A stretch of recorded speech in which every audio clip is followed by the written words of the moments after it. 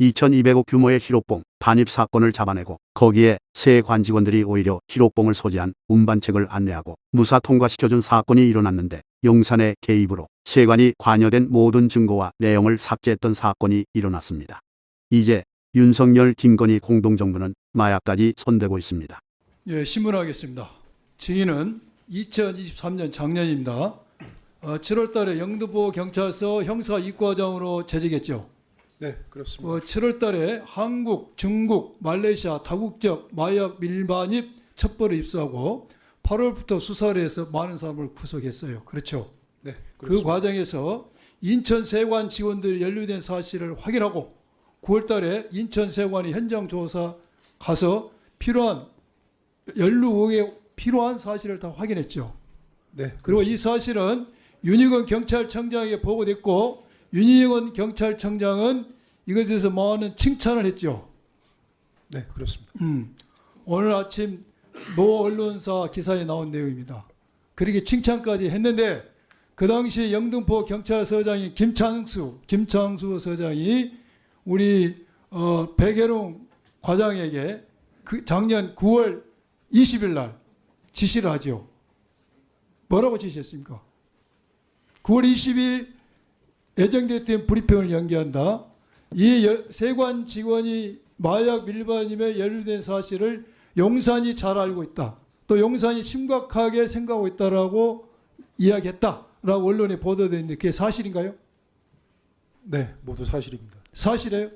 네, 모두 사실입니다. 그러면 요 내용은 증인이 공수처에 관련 경찰 공무원들을 고발한 고발장에도 이 내용이 적시되어 있습니까?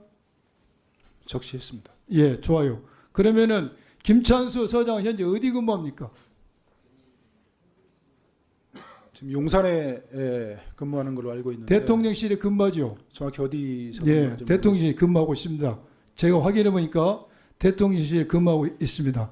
그러면 증인은 조금 전까지만 해도 경찰청장이 마약 수사 잘했다 칭찬했는데 갑자기 경찰서장이 용산에서 다 알고 있다. 심각하게 생각한다. 예정된 브리핑을 연기하자. 이야기 듣고 어떤 생각이 들었어요? 경찰서장께서 밤 9시에 그 전화를 주시고 심각한 어투로 이렇게 말씀을 하셨는데요. 그 전에 여러 가지 전조 증상이 있었습니다. 그래서 걱정을 하던 차에 경찰서장께서 이 사건 용산에서 알고 있다. 심각하게 보고 있다. 브리핑 연기하십시오. 그래서 제가 다시 묻습니다. 소장님, 제 신뢰가 깨지는 일입니다. 안 됩니다. 했더니 소장님이 지시하는 겁니다. 이렇게 얘기합니다. 그 전조 서장의 이러한 전화로 지시를 하기 전에 방금 전에 말씀하셨던 전조 증상이 뭐였습니까? 9월 18일 날 서울청장께서 이상한 방문을 하십니다. 예. 그 오찬을 했는데요.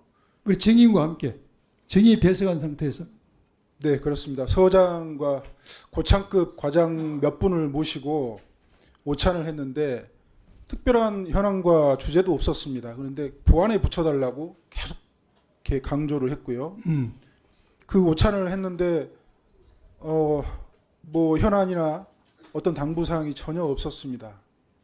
그리고 이상한 말씀들을 하셔가지고 상당히 기분이 안 좋았는데 그 시점은 세관의 현장 조사가 마친 이후였죠.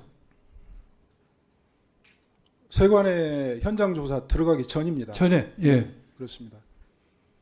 그리고 브리핑을 9월 22일 날 간사단과 하기로 하고 작성을 지금 하고 서울청에 수사지휘부에 보냈는데 서울청에서 국가수사본부로 보내지 않고 있는 겁니다.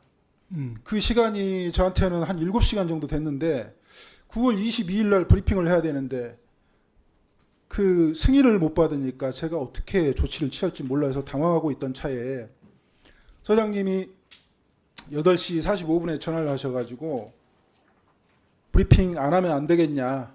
그래서 제가 그건 안 됩니다. 예. 그 이미 간사단과 약속을 했기 때문에 제 신의가 무너지는 거기 때문에 안 됩니다. 이렇게 했더니 소장님이 15분 후에 다시 전화하셔서 용산 말씀을 하시고 이거 지시다 따라라 이렇게 말씀하셔서 제가 수명하게 되었습니다. 그러면은 브리핑을 연기한 것도 용산 지시라고 이야기하던가요? 브리핑 연기하라는 지시하고 그 용산에서 알고 있다, 심각하게 보고 있다, 요건 별개입니다. 소장님이 직접 지시한 것은 브리핑을 연기하라. 브리핑 요겁니다. 연기 지시는 서장, 그리고 용산에서 이 사건을 다 알고 있다, 심각하게 알고 있다는 내용은 용산의 말을 전환한 것으로 해석했다 이것이죠. 네, 용산에서 아주 안 좋게 보고 있다. 아주 안 그렇게, 좋게 보고 있다. 느꼈습니다. 심각하게 보고 있다는 게 아주 안 좋게 보고 있다. 이 수사에 대해서. 밤중에 전화해서 그런 말을 할 필요가 없는 것이죠. 알겠습니다. 그 다음에 이게 이제 브리핑을 원래 10월 10일 날 하죠. 네, 그렇습니다. 세관 국정감사 이틀 전 10월 10일 날 브리핑이 이루어집니다. 그런데 10월 5일 날 브리핑 문서를 작성해서 서울경찰청에 가서 서울경찰청장, 강력계장, 폭력계장, 당시 김창수 영등포 서장과 함께 브리핑 내용에 대해서 서로 협의를 하죠. 그 자리에 영등포 소장은 안 계셨습니다. 없었습니까? 네. 그러면 서울청장, 강력계장, 폭력계장 증인이 브리핑 내용을 어떻게 할 것인가에 대해서 상의를 했다 이겁니다. 형사과장, 강력계장, 폭력계장. 폭력계 형사과장. 그렇습니다. 그러면은 이런 브리핑 내용에 대해서 지금 서울청 형사과장이 오락에서 간 거죠. 네, 그렇습니다. 그 이런 브리핑을 함에 있어서 이렇게 통상적으로 늘 형사과장이 불러가지고 브리핑 내용이 뭔지 그래 수기를 합니까? 일반적으로는 그렇게 하지 않습니다. 아주 이례적인 경우였고요. 그러면 증인이 지금 형사 이과장으로 수사를 많이 했을 거 아닙니까? 이렇게 브리핑 문제 가지고 서울청 형사과장의 호출을 받고 가서 이렇게 서로 상의한 사례가 몇 건 있었어요. 직접 가서 협의하고 조율하고 이런 명목으로 한 건 이번이 처음입니다. 처음이었죠. 그 자리에서 매우 이례적인 현상입니다. 이게 일선서에서 보도자료 브리핑을 내는 데 있어서 서울청 형사과장이 오라 해가지고 이렇게 상의를 한 것은 매우 이례적이 증인이 방금 증언한 것처럼 본인이 그때 근무할 때까지 처음 있는 일이 있었다고 말했습니다. 아주 이례적이었다. 그 자리에서 무슨 말을 하고 왔습니까? 브리핑 내용에 대해서. 처음에 회의에 참석했는데 저하고 같이 수행했던 직원이 있었는데 직원은 나가라. 회의장에 못 들어오게 하고 저하고 형사과장, 강력계장, 폭력계장 그리고 사건 반장이 있었던 것으로 기억이 됩니다. 근데 대뜸 이제 저한테 형사과장이 하시는 말씀이 브리핑 하시는 거 좋아하세요? 이렇게 묻습니다.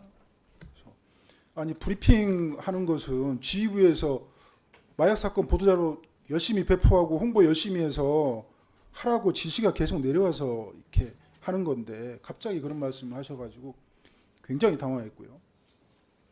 그 다음에 그 세관 연루 그 세관 직원들의 그 공범 행위에 대해서 이 사람들 범죄를 특정을 하려면 이렇게 세워놓고 선면 수사를 해야 되는 거 아니냐, 여러 명 세워놓고 선면 수사를 해야 되는 거 아니냐 이런 말씀을 하세요. 그때 형사과장은 자칭 타칭 형사 전문가였습니다.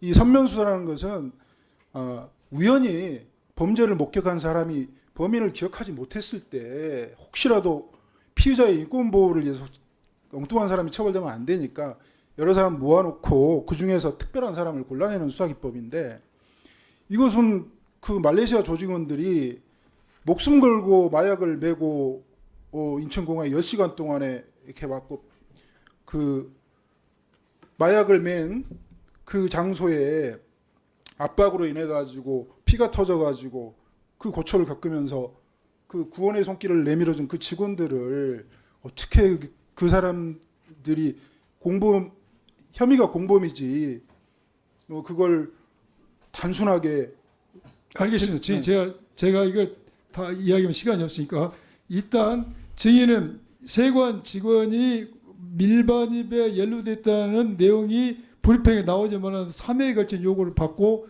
그대로 따랐죠. 네 그대로 따랐고 그렇습니다. 그날 자 그러면은 서울청 형사과장 그 자리 회의하면서 10월 12일 발표할 보도 자료에는 세관 직원이 연루됐다는 내용은 보도하지 않겠다고 약속을 했어요. 그리고 왔지요. 근데 그 다음날 10월 6일 날 오전에 인천세관의 통관 이국장이 증인을 만나러 왔죠. 다시 한번 말씀해 주세요. 10월 5일 날 10월 10일 발표할 보도 자료에서 인천세관 직원이 연루됐다는 내용은 삭제 표현하지 않기로 약속을 했지 않습니까? 네. 그 요구에 의해서. 네, 그리고 그 다음날 10월 6일 날 10월 5일 날 그날입니다. 오후에 조병로 경무관한테 전화가 왔죠. 네, 그렇습니다. 그래서 인천세관 직원이 관련된 부분을 빼달라. 같은 기관까지 얘기해봤자 이게 야당 좋은 일밖에 되지 않냐. 이런 식으로 이야기하면서 이것을 세관 직원에 관련된 부분을 빼달라. 그 요구를 했죠.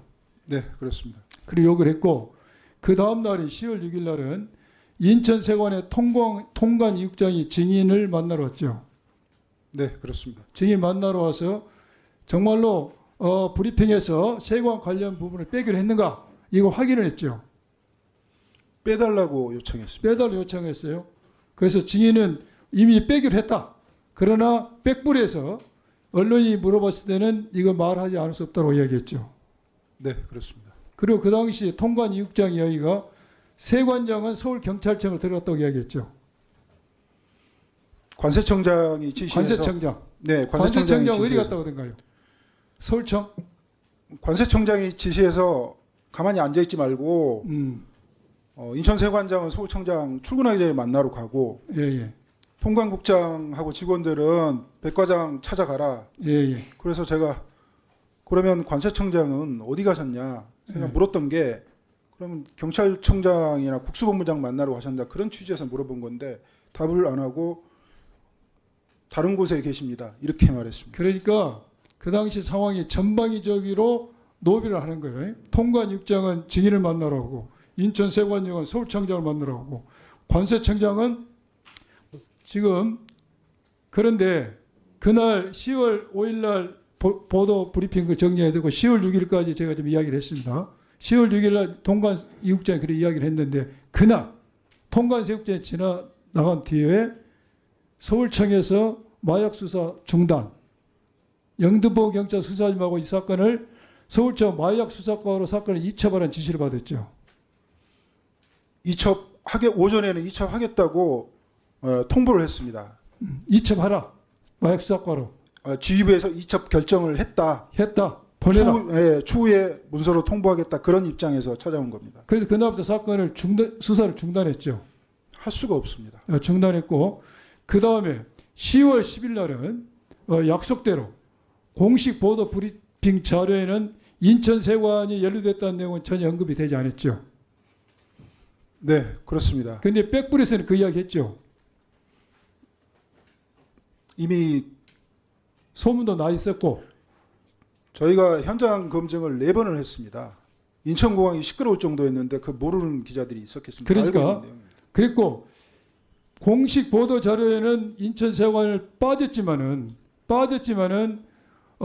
그 다음 10월 11일에 MBC에서 이걸 보도를 하죠. 어디서부터 보도가 시작됐는지 잘 모르겠습니다. 제가 볼 때 첫 MBC에서 보도가 됩니다. 그리고 10월 10일 날은 다시 서울청에서 영등포서에서 수사를 그대로 하라고 지시가 내리죠. 네, 그렇습니다. 그리고 그 뒤로 열흘이 지나서 16일 날 수사를 재개를 합니다. 그러나 수사는 답보 상태에 빠지고 질이 멸렬하고 그 뒤로 인천세관 직원을 휴대폰을 압수수색했지만 이미 깡통폰이 되어 있었다. 그 기간에 인천세관 직원들은 증거를 은닉할 수 있는 기회를 얻게 된 겁니다. 그 뒤로 증인은 인사조치를 당하죠. 네, 그렇습니다. 그래서 강서경찰서 화곡지구로 갔습니다. 그런데 이러한 인사조치를 당하기 전에 조병로 경무관의 징계와 관련해서 조병로 경무관으로부터 본인에게 뭔가 좀 이거 징계 관련해서 증인이 관련 이야기를 할 기회가 된다면은 좀 말을 좋게 해달라 이런 제안을 받은 사실이 있습니까? 조백로 경무관과는 4차례 통화를 했습니다. 예. 그 이후에 제 태도가 워낙 확고했기 때문에 직접 저한테 전화를 하지 않고요. 주변에 제 인맥을 동원해서 저한테 청탁을 했는데 제가 거절했습니다. 그 청탁이 징계위원회에서 뭔가 진술할 기회가 된다면은 좀 우호적 해달라. 여기서 탄원서 거절했다. 써달라는 탄원서 써달라. 거절했죠.